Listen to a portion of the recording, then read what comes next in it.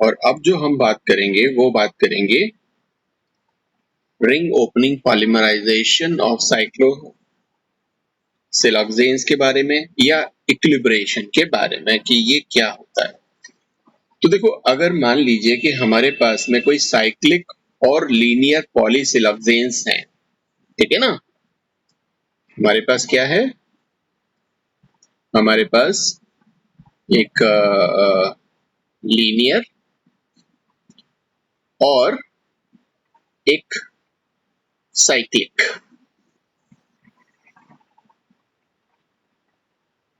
पॉलीसिलॉक्सेन, अगर ये हमारे पास में है और अगर हम इस कॉम्बिनेशन को किसी एसिड के साथ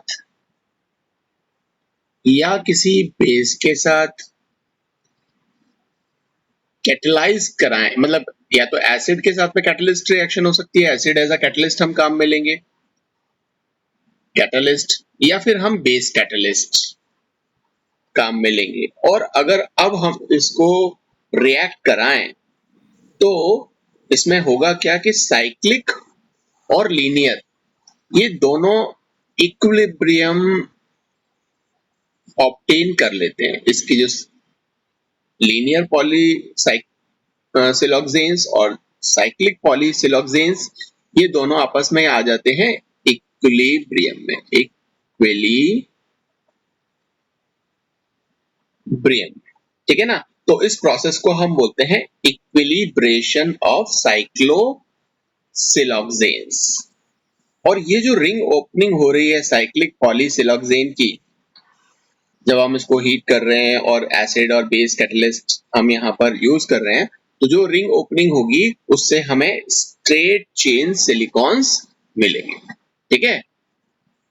ये इक्विलिब्रियम में आ जाएंगे और फिर क्या होगा, जब हम इसको और हीट करेंगे तो हमें क्या मिलेंगे, हमें मिलेंगे स्ट्रेट चेन या लीनियर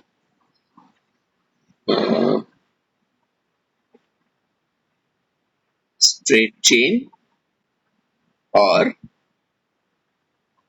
लीनियर सिलिकॉन्स। अब जो एसिड और बेस अलग अलग तरीके से हम यहाँ पे दोनों को पढ़ने की कोशिश करेंगे कि एसिड कैटलाइज्ड रिंग ओपनिंग और बेस कैटलाइज्ड रिंग ओपनिंग किस तरह से होती है। तो मान लीजिए कि आपके पास में एक टेट्रासाइक्लिक सिलॉक्सेन है और उसको आप अगर लिखो तो कुछ इस तरह से लिख पाओगे, सिलिकॉन, ये सिलॉक्सेन बॉन्ड, ठीक है, और यहाँ पे भी ऑक्सीजन और फिर silicon, oxygen and then silicon, oxygen and then silicon, और ये इसकी एल्काइल ग्रुप की पोजीशंस। यहाँ पर आप एल्काइल ग्रुप लगा दो, ये आपने लगा दिए सारे के सारे एल्काइल ग्रुप। ये हमारे पास में एक टेट्रामर या इसको हम टेट्रासाइक्लिक सिलॉक्सेन बोल सकते हैं। अब हम क्या करेंगे, इसको एसिड की प्रेजेंस में इसके साथ में इसकी रिएक्शन कराएंगे। तो कोई एक एसिड ले लेते हैं, मान लीजिए कि हमने ले लिया यहाँ पर HX एसिड। ये X जो है वो कोई भी हेलो एसिड ले लिया हमने, जैसे अब यहाँ पर चलो इसको हम HCl ले लेते हैं। ये एक हमने एक एसिड ले लिया। तो आपको पता है कि ये बॉन्ड कैसे ब्रेक होगा, क्योंकि हाइड्रोजन जो है उसकी इलेक्ट्रोनेगेटिविटी कम होती है और क्लोरीन की ज्यादा होती है, तो बॉन्ड इस तरह से ब्रेक हो जाएगा। और यहाँ पे क्या होगा, सिलिकॉन की इलेक्ट्रोनेगेटिविटी कम है और ऑक्सीजन की ज्यादा है, इसलिए ये ऑक्सीजन की तरफ ब्रेक हो जाएगा, ठीक है। और एक ये इक्विलिब्रियम एस्टैब्लिश कर लेगा, ये इक्विलिब्रियम। और क्या बनेगा, जब ये यहां से रिंग ब्रेक हो जाएगी तो ये जो नेगेटिव पार्ट है वो इस सिलिकॉन पर आकर के अटैच हो जाएगा, मतलब Cl, और इस ऑक्सीजन पर हाइड्रोजन अटैच हो जाएगी। तो मैं इसको इस तरह से लिख सकता हूं, ये हाइड्रोजन, उसके बाद में मेरे पास में ये वाला सिलिकॉन है, फिर इसके दोनों एल्काइल ग्रुप या एराइल ग्रुप, ये सिलिकॉन, उसके बाद में फिर मेरा ऑक्सीजन, फिर सिलिकॉन, फिर ऑक्सीजन, सेम इसी तरह से है। तो हमको कुल मिला के 4 सिलिकॉन्स, 1 2 3 और 4 सिलिकॉन्स लिखने हैं। तो इस तरह से आप सीक्वेंस में लिख लो, ये सिलिकॉन, ये हो गए 4, 1 2 3 और 4। ओके, सो इस तरह से मैं यहाँ पर लिख लेता हूं और ये मैं बना देता हूं आर, ये आर, ये आर, आर, आर, आर, और इस वाले पर कौन है, क्लोरीन आकर के अटैच हो जाए। ठीक है, ये हमें एक रिंग ओपनिंग यहाँ पर हो गई। लेकिन अब इसको आप दूसरे तरीके से भी लिख सकते हो, क्योंकि ये इतना बड़ा, मान लीजिए कि तो हमने टेट्रासाइक्लिक लिया, अगर आपने और ज्यादा बड़ा लिया होता तो आप कैसे लिखते? तो इसको आप छोटे फॉर्म में लिख सकते हो, जो पॉलीमर फॉर्म है उस फॉर्म में लिख सकते हो। तो इसको आप कैसे लिखोगे? इसको आप लिख दो इस तरह से, ये सिलिकॉन, ये इसके एल्काइल ग्रुप, और ये ऑक्सीजन, सिलिकॉन, Cl, R, ये वाली चीज जो आप देख रहे हो, दिस वन, ये रिपीट हो रही है बार बार। ठीक है ना, ये जो चीज है वो बार बार क्या हो रही है, रिपीट हो रही है। ये देखो इस फॉर्म में रिपीट हो रही है, ये रिपीट हुई, तो उसके बाद में ये रिपीट हुई, उसके बाद में फिर ये रिपीट हुई, है ना, इसी तरह से रिपीट हो रही है। तो कितनी यूनिट्स हो गई है, 1 2 और 3। तो आप यहाँ पे लिख दो 3। तो 3 तो ये हो गई, और ये फोर्थ वाली हो गई 4, है ना। तो इस तरह से भी आप इसको लिख सकते हो। अब जब हमारी ये रिंग ओपनिंग हो गई, देन फिर मैंने आपको बताया कि अगर आप इसको हीट करते हो तो वहां पे पॉलीमराइजेशन होता जाता है। तो ये 2 रूट्स के थ्रू पॉलीमराइजेशन करता है, एक ये रूट 1 और एक यहाँ रूट 2। इन दोनों रूट्स को हम स्टडी करते हैं। ये तो हो गया हमारा रूट 1 और ये हो गया रूट 2। रूट 1 में क्या होगा? रूट 1 में होगा ये कि जो हमें, इस पर कंसंट्रेट करो, और अब हमें एक और टेट्रामर, ये जो टेट्रामर जो हमने ये लिया था, ये वाला जो टेट्रामर लिया था, ठीक है ना, इस ये इसके साथ और रिएक्शन करता है। अगर ये और रिएक्शन करेगा तो 4 जो ये ग्रुप्स हैं, ये वाला, ये और ऐड हो जाएंगे, इसकी भी रिंग ओपनिंग हो जाएगी, और हमारे पास में ये 4 मोनोमर और ऐड होकर के यहाँ पे 3+4 कर देंगे, तो ये 7 हो जाएगा। तो ये किस स्थिति में आ जाएगा? ये इस स्थिति में आ जाएगा।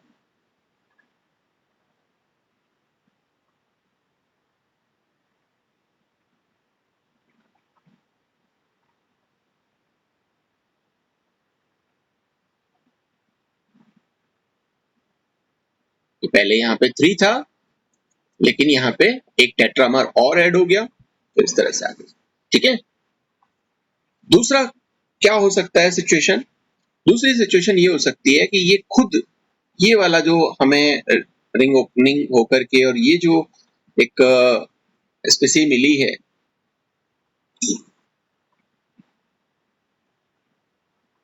ये वाटर की प्रेजेंस में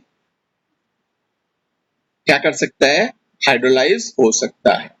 और हाइड्रोलाइज अगर होता है तो यहाँ पर क्या बनेगा या कैसे हो जाएगा? इसको हम इस तरह से लिख सकते हैं, OH, सिलिकॉन,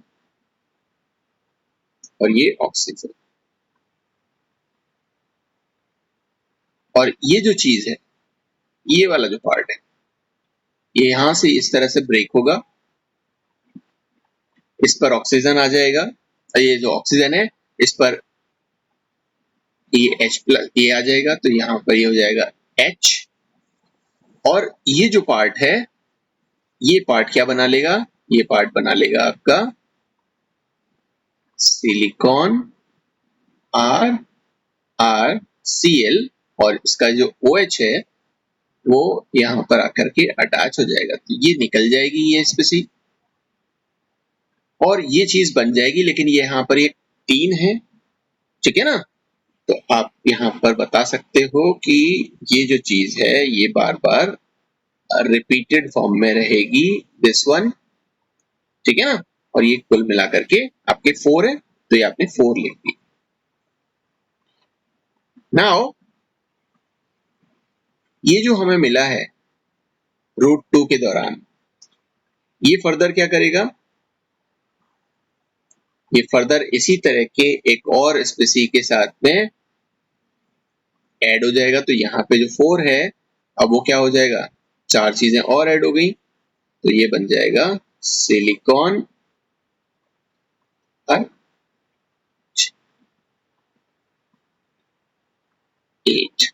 और इसी तरह से ये रिएक्शन आगे पॉलीमराइज होती रहती है। यहाँ पर आप ऐड करते रहोगे तो इसको आगे फर्दर और ऐड करोगे तो ये चीज जो है वो +4 हो जाएगी, तो फिर 11 हो जाएगी, देन +4 हो जाएगी तो 15 हो जाएगी, बाकी चीज ऐसी रहेगी।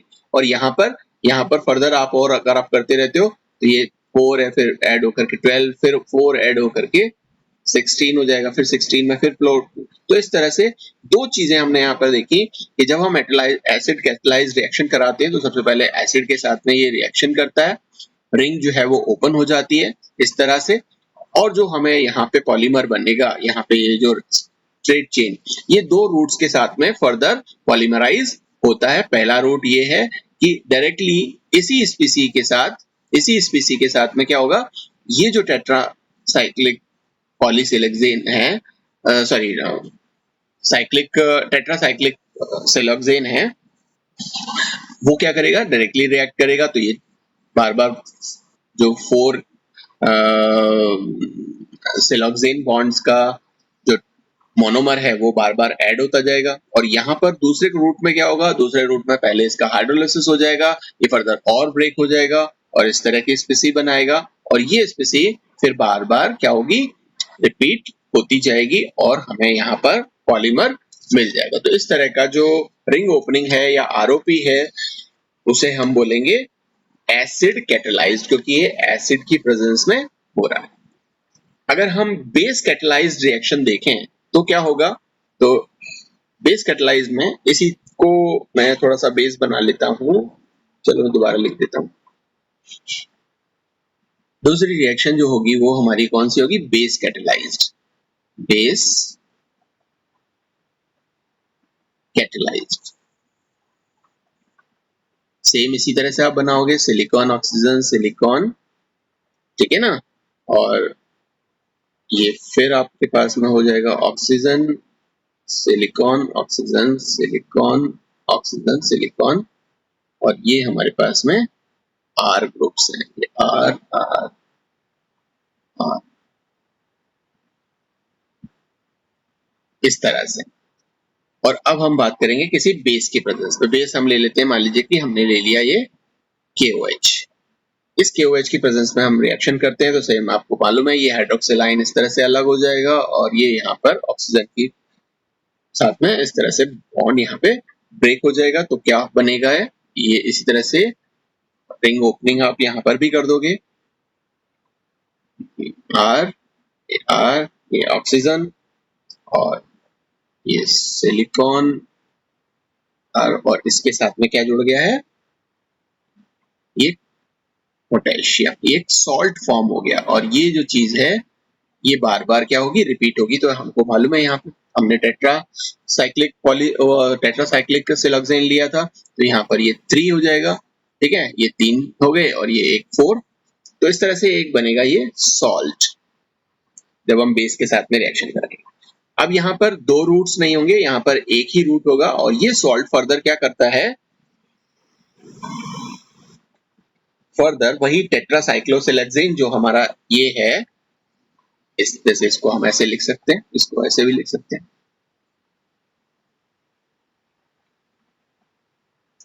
यही है ना। अब इस ये 4 ये हमने टेट्रा लिया है, तो टेट्रासाइक्लोसिलेक्सेन, इस टेट्रासाइक्लोसिलेक्सेन के साथ में फिर वापस से वही बेस कैटालाइज्ड रिएक्शन होगी और ये यहाँ पर बीच में इंसर्ट हो जाएगा और ये क्या बना लेगा, ये इस तरह से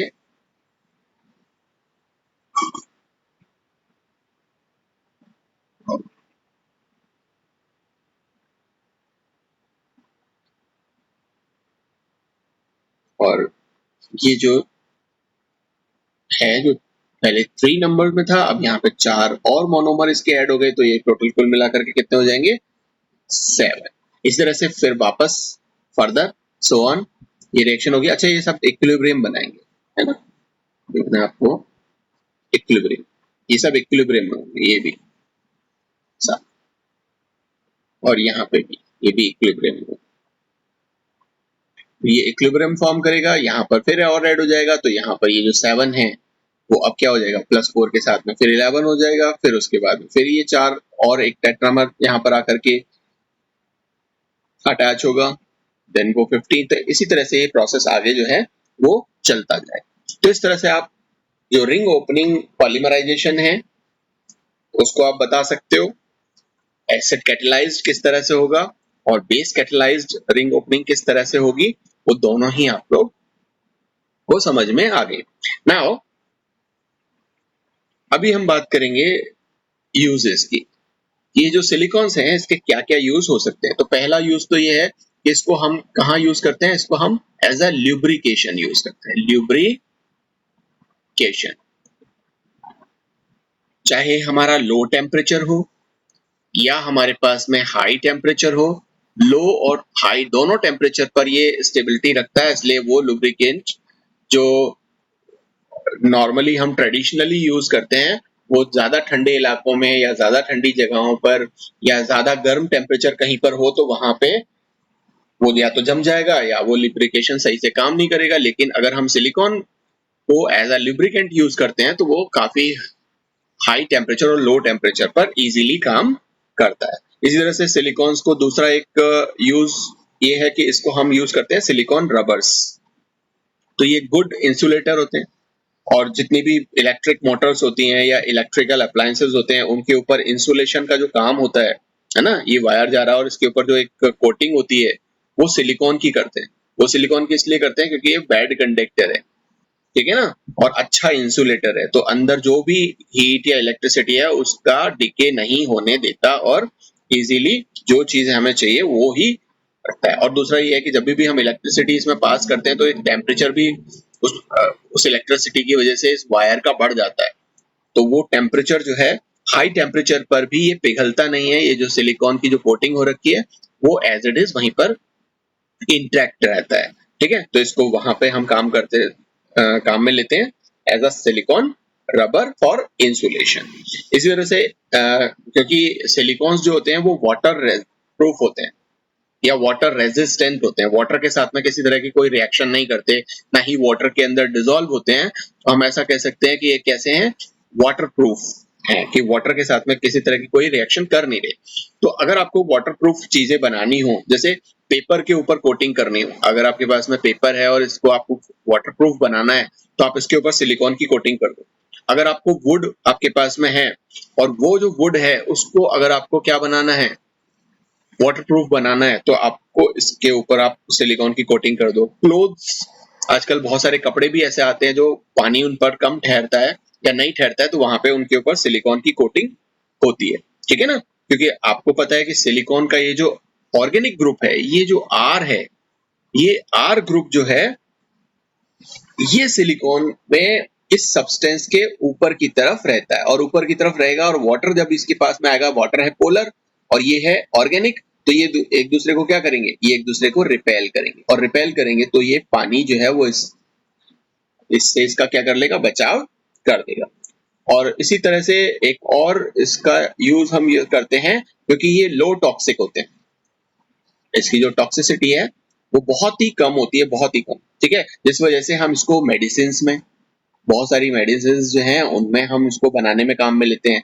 और कॉस्मेटिक इंडस्ट्रीज जो है, कॉस्मेटिक इंडस्ट्री तो बहुत सारे कॉस्मेटिक्स हम बनाने में काम में लेते हैं, जैसे कि हेयर कंडीशनर अगर आपको बनाना हो। अब हेयर कंडीशनर में क्या होता है कि हमारे जो हेयर्स होते हैं उसके ऊपर एक कोटिंग इस सिलिकॉन की आ जाती है, और कोटिंग अगर आ जाएगी तो ये सिलिकॉन, ये जो हमारे हेयर जब किसी हवा से या किसी दूसरे एनवायरमेंटल फैक्टर से अफेक्ट नहीं होंगे और इसकी जो शाइन है वो इन हेयर्स की बराबर एज इट इज रहेगी। इसलिए हम एज अ कंडीशनर जब आप लगाते हो तो आपके जो भी हेयर्स हैं उनमें एक एक्स्ट्रा शाइन रहती है। वो इसलिए रहती है क्योंकि एनवायरमेंटल जो फैक्टर्स हैं वो उसको इम्पैक्ट नहीं करते, जिसकी वजह से वो हमेशा या लंबे समय तक शाइन करके रहते हैं, तो वहां पे हम काम में लेते हैं। इसी तरह से शैम्पूज जो हम बनाते हैं वहां पर हम इसको काम में लेंगे, क्योंकि एक एंटी फॉर्मिंग एजेंट की तरह भी काम आता है।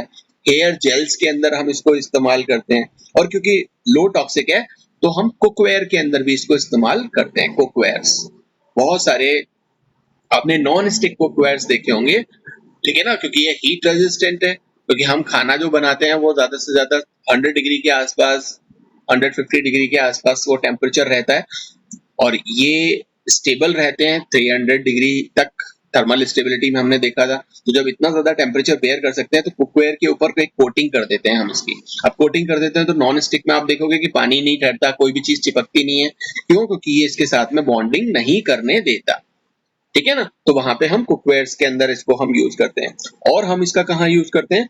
एक ड्राई क्लीनिंग सॉल्वेंट की तरह भी हम इसे यूज करते हैं। जो हमारे लिक्विड सिलिकॉन्स होते हैं उनका यूज हम करते हैं ड्राई क्लीनिंग सॉल्वेंट की तरह। इसी तरह से अगर हम जो पेंट्स होते हैं, है ना, जो हम वॉल्स पे पेंट करेंगे तो वहां पर भी हम सिलिकॉन रबर को उस पेंट में मिला देते हैं। तो उससे क्या होगा कि जब हम दीवार पर पेंट करते हैं तो इस दीवार पर वो सिलिकॉन की कोटिंग रहती है, ठीक है ना। और जो एनवायरमेंटल मॉइस्चर है, एनवायरमेंट में मॉइस्चर है, बरसात हो रही है, धूप आ रही है, सब कुछ आ रहा है, तो इनसे इस दीवार की क्या करता है, ये रेजिस्ट करता है। क्योंकि वे आकर के, और क्योंकि कोई भी चीज है मॉइस्चर से बहुत जल्दी खराब होती है, क्योंकि मॉइस्चर अगर वो वहां पर टिका रहता है तो लंबे समय तक वो वाटर मॉलिक्यूल्स उससे रिएक्ट करते रहेंगे, और रिएक्ट करते करते करते करते उसको ऑक्सीडाइज करने की कोशिश करते हैं, जहां पर उसका जो सरफेस है उस वो सरफेस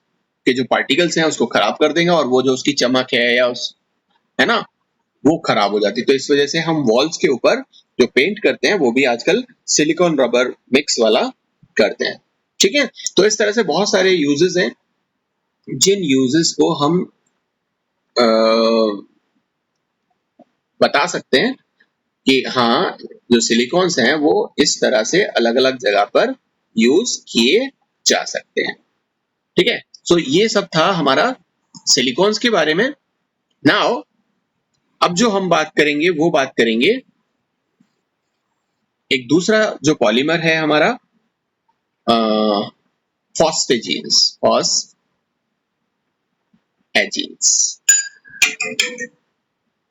हम फॉस्फेजीन्स पर बात करते हैं। और फॉस्फेजीन्स, जैसे हमने सिलिकॉन्स पर बात की थी, तो सिलिकॉन्स हमने कहा था कि जो वो क्या है, वो सिंथेटिक ऑर्गेनिक पॉलीमर्स हैं, जबकि ये क्या है फॉस्फेजीन्स, ये इनऑर्गेनिक पॉलीमर्स हैं, इनऑर्गेनिक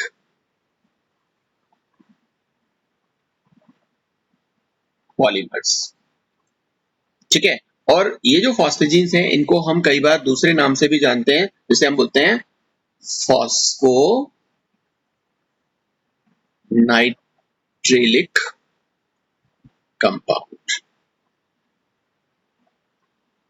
फॉस्फोनाइट्रिलिक कंपाउंड्स मतलब फॉस्फेजीन्स इनऑर्गेनिक पॉलीमर होते हैं, और इस इनऑर्गेनिक पॉलीमर में फॉस्फोरस और नाइट्रोजन का एक ऑल्टरनेट क्रम होता है, ठीक है ना। मतलब पहले फास्फोरस, फिर नाइट्रोजन, फिर फास्फोरस, फिर नाइट्रोजन, इस तरह से एक चेन चलती जाती है। और जो फास्फोरस है इस पर दो सब्स्टिट्यूएंट्स जुड़े हुए होते हैं, ठीक है ना। नाइट्रोजन पर नहीं जुड़ा होता लेकिन फास्फोरस पर जुड़ा होता है। और नाइट्रोजन और फास्फोरस के बीच में क्या होता है, अल्टरनेट डबल बॉन्ड्स भी आपको देखने को मिलते हैं। कि अगर यहाँ पे फॉस्फेट हो तो यहाँ पे देखो ये डबल बॉन्ड हो गया, फिर सिंगल बॉन्ड हो गया, फिर डबल बॉन्ड हो गया। तो इस तरह से आपको ये देखने को मिले। तो अगर आप इसका जनरल फॉर्मूला लिखना चाहो तो जनरल फॉर्मूला इसका हो जाता है PnX2। N इसलिए क्योंकि वो पॉलीमर है। X क्या है? X बहुत सारी चीजें हो सकती है। X कोई भी हेलोजन हो सकती है, मतलब क्लोरीन, फ्लोरीन, ब्रोमीन, है ना, ये कोई भी हो सकता है। या फिर थायोसाइनाइड हो सकता है, मिथाइल ग्रुप हो सकता है, कोई फेनिल ग्रुप हो सकता है, ठीक है। तो इस तरह से बहुत सारे अलग अलग टाइप की चीजें हो सकती हैं। जो ये X हमने यहाँ पे लिखा हुआ है, इस X की जगह आप इनमें से कोई भी चीज लिख सकते हो, जैसा भी आपको फॉस्फेजीन या फॉस्फोनाइट्रिलिक कंपाउंड बनाना है वो, ठीक है। अगर आप इसको इस तरह से लिखो, ये तो मैंने ओपन करके, अगर आप इसको लिखना चाहो तो ओपन करके कैसे लिखोगे, ओपन करके आप लिख दोगे ये फास्फोरस, ये नाइट्रोजन, इस पर बीच में डबल बॉन्ड, यहाँ पर ये n नंबर्स में है और फास्फोरस के पास में ये x आपने बताया। ठीक है, तो ये इसका जनरल फॉर्मूला है, जनरल फॉर्मूला। और यहाँ ये जो n है, ये जो n है, ये मतलब n की वैल्यू आप ये मान के चलो तकरीबन 15,000 से ज्यादा होती है।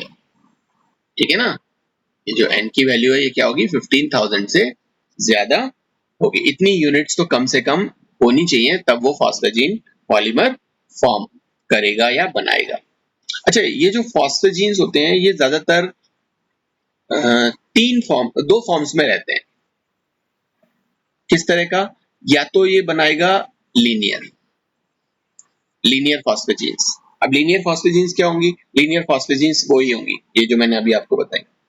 ये लगातार एक के बाद ये यूनिट्स जुड़ती जाती हैं एक सिंगल चेन के अंदर, और इस तरह के जो पॉलीमर होंगे वो लीनियर पॉलीमर्स होंगे। अच्छा, दूसरे पॉलीमर जो होते हैं वो होते हैं साइक्लिक। अब साइक्लिक पॉलीमर में जो सबसे ज्यादा स्टडी किए गए जो दो पॉलीमर हैं वो क्या है, एक तो इसका ट्राइमर और एक इसका टेट्रामर। इनको सबसे ज्यादा स्टडी किया गया और सबसे ज्यादा ये काम में आते हैं इस वजह से। और ये जो एक्स है, ये एक्स सबसे ज्यादा कौन हो, तो ये होते हैं हैलोजेंस। सबसे ज्यादा स्टडी किए गए हैं हैलोजेंस। ये मोस्ट स्टडीड है। और इन हैलोजेंस में भी अगर आप देखोगे तो क्या हो सकता है, हैलोजन आपका फ्लोराइड हो सकता है, क्लोराइड हो सकता है, ब्रोमाइड हो सकता है। और इनमें भी सबसे ज्यादा जो स्टडी किया गया है वो है क्लोराइड। तो मेरी बात मैं अगर आपको यहां पर बनाऊं और बताऊं कि PnCl2 ये सबसे ज्यादा स्टडी किया गया है। और इसमें भी ये जो N है इसकी जगह आप क्या लिख सकते हो, या तो 3 या फिर 4। तो या तो ट्राइमर या टेट्रामर, ये सबसे ज्यादा स्टडी किए गए। और साइक्लिक टेट्रामर किस तरह से दिखता है या साइक्लिक ट्राइमर किस तरह से दिखता है वो आपको मैं यहाँ पे बना के दिखाऊं। तो जैसे कि ट्राइमर बनाते सबसे पहले फॉस्फोरस, देन फिर नाइट्रोजन, इधर भी नाइट्रोजन कर लो, जैसे आप बेंजीन बनाते हो ना, सेम उसी तरह से आप यहाँ पे फॉस्फेजीन बना सकते हो। तो यहाँ पर अल्टरनेट बस आपको रखना है कि phosphorus then nitrogen then phosphorus then nitrogen then phosphorus, ये सीक्वेंस रखना है।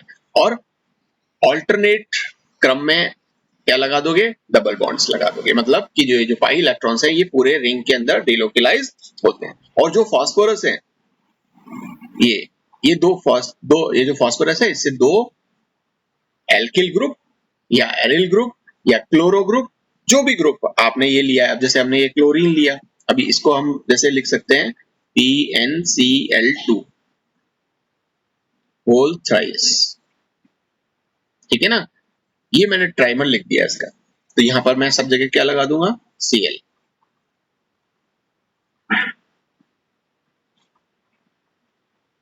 ठीक है, नाम इसका क्या हो जाएगा, फॉस्फोनाइट्रिलिक क्लोराइड। ठीक है, और क्योंकि 3 है इसलिए क्या हो जाएगा, ट्राइफॉस्फोनाइट्रिलिक क्लोराइड। और क्योंकि साइक्लिक है इसलिए क्या लिख दोगे, साइक्लो ट्राइफॉस्फोनाइट्रिलिक क्लोराइड। ठीक है, नाम देना क्योंकि हम पहले से मैं आपको बता चुका हूं नोमेनक्लेचर के बारे में, तो थोड़ा सा आपको इजी हो रहा होगा। यहाँ पे भी सिलिकॉन्स में हमने वहां स्टडी किया था। इसी तरह से अगर आप इसका टेट्रामर बनाओ तो टेट्रामर क्या होगा, टेट्रामर होगा इसका PnCl2 4, ये इसका टेट्रामर है।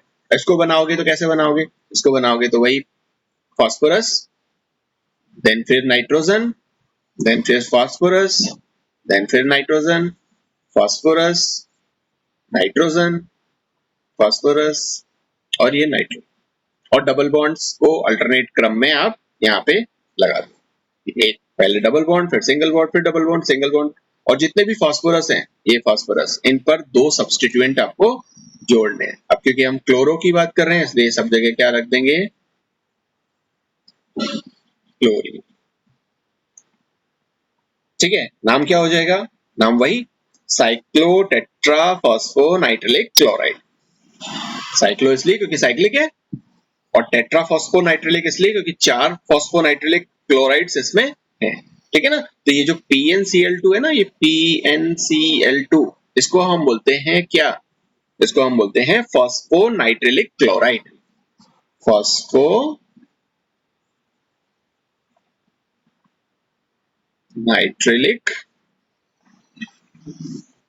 क्लोराइड। ठीक है, और साइक्लिक अगर है तो साइक्लो लिख दोगे। अब वो साइक्लो कितने हैं तो उस तरह से आप लिख दोगे। क्लियर? तो ये था आपके फॉस्फोजीन्स का एक जनरल इंट्रोडक्शन कि किस तरह से फॉस्फोजीन्स होते हैं। नाउ अब हम बात करेंगे इनको हम किस तरह से बना सकते हैं। प्रिपरेशन मेथड्स, प्रिपरेशन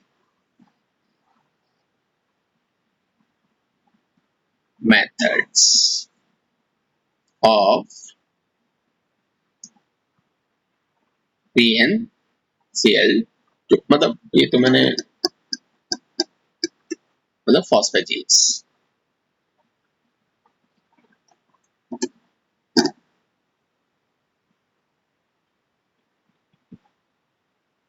फॉस्फेजीन्स तो देखो बहुत सारे टाइप के फॉस्फेजीन्स होते हैं।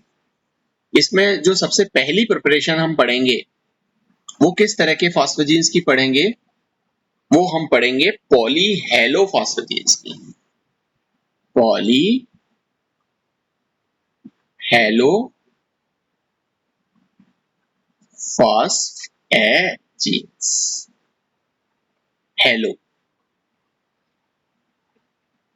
वो जो X है वो क्या है, हेलो। पॉली इसलिए क्योंकि वहां पे कई सारे वो, जैसे हम इसको लिखते हैं ना PnCl2, ये तो हो गया हेलोफॉस्फेजीन, लेकिन यहां पर अगर N है तो वो पॉली हो जाएगा। तो पॉली हेलोफॉस्फेजीन्स को हम पढ़ेंगे। अब ये Cl तो मैंने लिख दिया, बट यहाँ पर Cl भी हो सकता है, ये Br2 भी हो सकता है, ये F2 भी हो सकता है, कोई भी हो सकता है ना, बट ये लेंगे हम हेलोजन। ठीक है, सो सबसे पहले हम इसी, क्योंकि मैंने आपको बताया था कि क्लोरीन सबसे ज्यादा स्टडी किया गया, इसलिए हम लिखते समय भी ज्यादातर क्या करते हैं, पॉलीक्लोरोफॉस्फेजीन ही लिखते हैं। ठीक है, इनको हम बाद में देखेंगे। सबसे पहले हम इस क्लोरीन की बात कर लेते हैं कि इसको हम किस तरह से बनाते हैं। तो देखो इसके प्रिपरेशन मेथड में जो पहला प्रिपरेशन मेथड है उसे हम क्या करते हैं कि फास्फोरस पेंटाक्लोराइड की रिएक्शन अमोनिया की एक्सेस में, मतलब अमोनिया ले लेते हैं आप एक्सेस क्वांटिटी में, बहुत ज्यादा क्वांटिटी में, एक्सेस क्वांटिटी में आप इसको ले लोगे। ठीक है, और कोई ऑर्गेनिक सॉल्वेंट ले लोगे, जैसे कि कार्बन टेट्राक्लोराइड ले लिया या क्लोरोबेंजीन ले ली, है ना, क्लोरोबेंजीन आप यहाँ पे लिख दो जैसे कि C6H5Cl।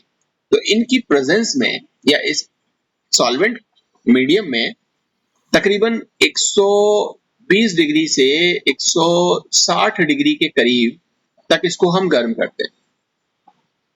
और जब आप इसको इतना टेम्परेचर दोगे, सॉरी मैंने यहाँ पे PCl5 PCl5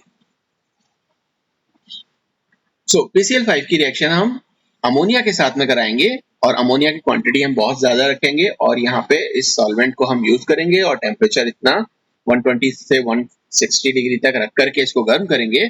तो हमें क्या मिलेगा, हमें मिलेगा PnCl2, एक ट्राइमर। ठीक है, वो भी कैसा, साइक्लो।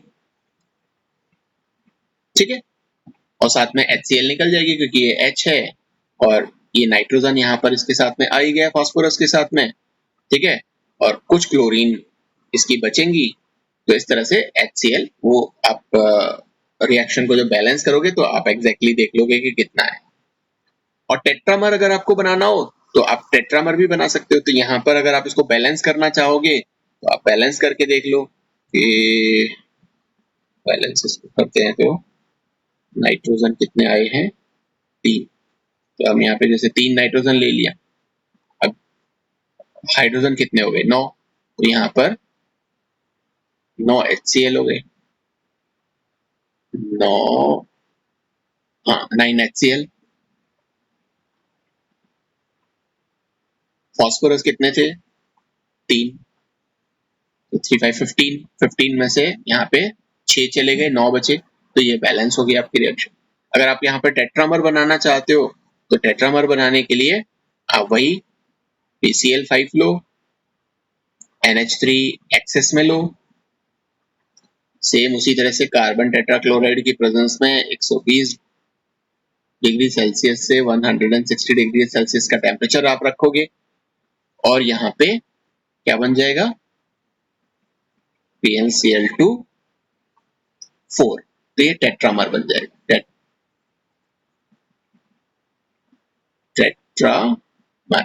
और किस तरह का साइक्लो, अब वो इसलिए साइक्लो में यहाँ पर बड़ा स्ट्रक्चर इसलिए नहीं बना रहा क्योंकि मुझे उसमें टाइम लगेगा। ये साइक्लो, ये PnCl2 का जो 4 है ये टेट्रामर, दिस वन, इसका स्ट्रक्चर इस तरह का है। तो मैं यहाँ पर सिर्फ फॉर्मूला लिख रहा हूँ, स्ट्रक्चर नहीं लिख रहा, बट ये साइक्लो कंपाउंड यहाँ पर फॉर्म होगा। इसको भी आप बैलेंस कर सकते हो, तो 4 आ रहे हैं तो हमारे लिए अब आसान हो गया है इसको करना, है ना। ये 4 आ रहे हैं तो ये भी 4 आ रहे हैं और यहाँ पे जो है 12 HCl जो है वो निकल रहा है, ठीक है। तो इस तरह से हम यहाँ पे टेट्रामर और ट्राइमर जो साइक्लो है वो बना सकते हो। अच्छा, ये एक्चुअली जब आप इसको करोगे यहाँ, क्योंकि यहाँ पर हमारे रिएक्टेंट सेम है, हमारे पास PCl5 है, इधर भी PCl5 है, यहाँ पे भी हमारे पास में अमोनिया जो है वो एक्सेस में है, यहाँ पे भी अमोनिया एक्सेस में है, सेम हमारे पास में यहाँ पर सॉल्वेंट है, तो हमें ये मिक्सचर मिलेगा। ट्राइमर और टेट्रामर का मिक्सचर हमें मिलता है, ये दोनों का क्या मिलता है मिक्सचर। अब इस मिक्सचर में से टेट्रामर और ट्राइमर को अलग करने के लिए आप क्या करते हो, एक प्रोसेस करते हो। वो प्रोसेस क्या होता है कि ये जो हमारे पास में PnCl2 का जो टेट्रामर है, सॉरी ट्राइमर है, अगर आप वैक्यूम में अगर आप वैक्यूम में 50 डिग्री सेल्सियस का टेम्परेचर रखो तो ये सबलाइम हो जाता है या इसका सब्लिमेशन हो जाता है, सब्लिमेशन हो जाता है। और सब्लिमेशन हो जाएगा तो ये तो उड़ करके ऊपर इकट्ठा हो जाएगा और नीचे कौन बचेगा, नीचे ये टेट्रामर बच जाएगा, तो दोनों सेपरेट हो जाएंगे, ठीक है ना। तो और ये जो ट्राइमर होता है ये व्हाइट क्रिस्टलाइन सॉलिड होता है, जबकि टेट्रामर जो है वो भी उसी नेचर का होता है, लेकिन यहाँ पे वो नीचे बच जाता है और जो सबलाइम होकर के वॉलेटाइल है ज्यादा, इसलिए ये अलग हो जाता है, ठीक है। तो इन दोनों को आप इस तरह से सेपरेट कर सकते हो। दूसरा प्रोसेस क्या है कि अगर आपको कमर्शियल लेवल पर बनाना हो, कमर्शियली अगर आपको इसको प्रिपेयर करना हो, कमर्शियली प्रिपरेशन अगर आप इसकी देखो, ज्यादा क्वांटिटी में अगर आपको बनाना हो तो हम क्या करते हैं, फास्फोरस पेंटाक्लोराइड की रिएक्शन अमोनिया के साथ नहीं कराते, अब हम अमोनियम क्लोराइड लेते हैं, है ना। और वो भी क्या, वही एक्सेस में, वहां पे हमने क्या लिया था अमोनिया, लेकिन यहां हम लेते हैं अमोनियम क्लोराइड एक्सेस में और इसकी रिएक्शन हम करवाएंगे वही कार्बन टेट्राक्लोराइड की प्रेजेंस में और वही 120 डिग्री से 160 डिग्री सेल्सियस पर। तो क्या बनेगा, तो वही हमारे पास में PnCl2 और N, ये N क्या हो सकता है, ये N जो है वो 3 भी हो सकता है और 4 भी हो सकता है, मतलब टेट्रामर और ट्राइमर दोनों हो सकते हैं और साथ में क्या निकलेगा, N मॉलिक्यूल्स ऑफ HCl यहाँ पर निकल जाएंगे। तो इस तरह की जो प्रोसेस होगी उसके अंदर जो हमें यहाँ पर ये साइक्लोटेट्रामर या ट्राइमर हमें मिलेगा, ये कमर्शियल लेवल पे मिलेगा, मतलब बहुत ज्यादा क्वांटिटी में मिलेगा, ठीक है। और दोनों का मिक्सचर मिलता है और आप यहाँ पर जो मैंने अभी आपको यहाँ ये जो मेथड बताया है, इस मेथड से आप दोनों को क्या कर सकते हो, सेपरेट कर सकते हो। ठीक है। नाउ इसी तरह से अगर हम अब बात करें कि साहब और क्या प्रोसेस हो सकता है, क्योंकि अभी हम सिर्फ पॉली हेलो फॉस्फेजीन्स की बात कर रहे हैं, अभी हम कोई दूसरा सब्स्टिट्यूएंट जोड़ करके या किसी दूसरे टाइप के फॉस्फेजीन को नहीं बना रहे, सिर्फ हम हेलो जो फॉस्फेजीन्स हैं उनको प्रिपेयर कर रहे हैं। एक और मेथड है जिसमें हम क्या करते हैं,